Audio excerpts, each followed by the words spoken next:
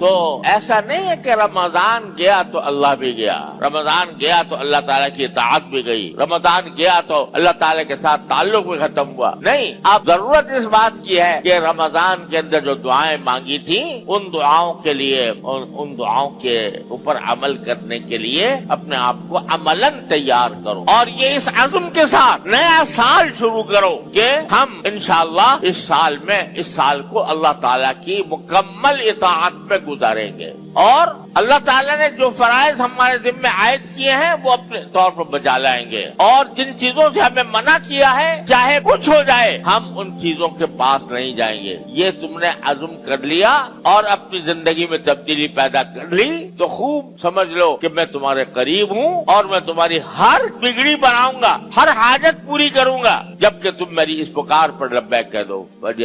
تو میرے بھائیوں، اب ہمیں رمضان کے بعد ایک نئے عزم کے ساتھ اپنی زندگی شروع کرنی، اور اس زندگی کے اندر اللہ تبارک و تعالیٰ سے اپنا تعلق مضبوط کرنا چاہیے۔ اس کے لیے میں عرض کرتا ہوں کہ ایک تو نماز باجماعت کی پابندی، تکبیر اولیٰ کے ساتھ نماز باجماعت۔ حضور نے فرمایا جو لوگ نماز باجماعت میں شامل نہیں ہوتے میرا دل چاہتا ہے ان کے گھروں کو آگ لگا دوں۔ دوسرے، ہر روز کوئی دن قرآن کریم کی تلاوت سے خالی نہ جائے، چاہے تھوڑی تلاوت، اور ہر روز صبح کو کچھ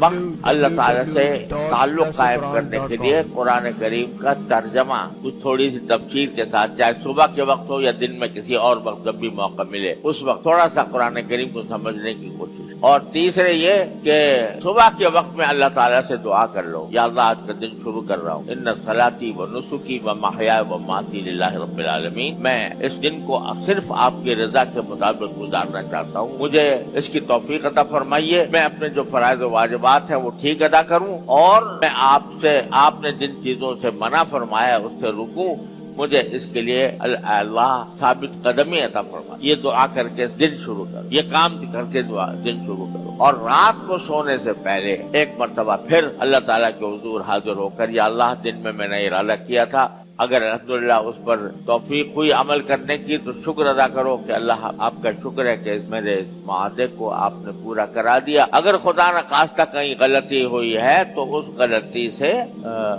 توبہ اور استغفار کر کے، اور ایک مرتبہ پھر اس عزم کے ساتھ کہ نیا دن دوبارہ ہم اسی عزم کے ساتھ شروع کریں گے، اس طرح دن گزاریں اور دن میں اپنے آپ کو حرام کاموں سے بچائیں اور تقوی اختیار کریں، تو انشاءاللہ اللہ تبارک و تعالیٰ اپنے فضل و کرم سے ہمارے جس طرح رمضان اللہ نے عافیت کے ساتھ عطا فرمایا، ہمارا پورا سال اللہ انشاءاللہ عافیت کے ساتھ گزرے گا۔ وآخر دعوانا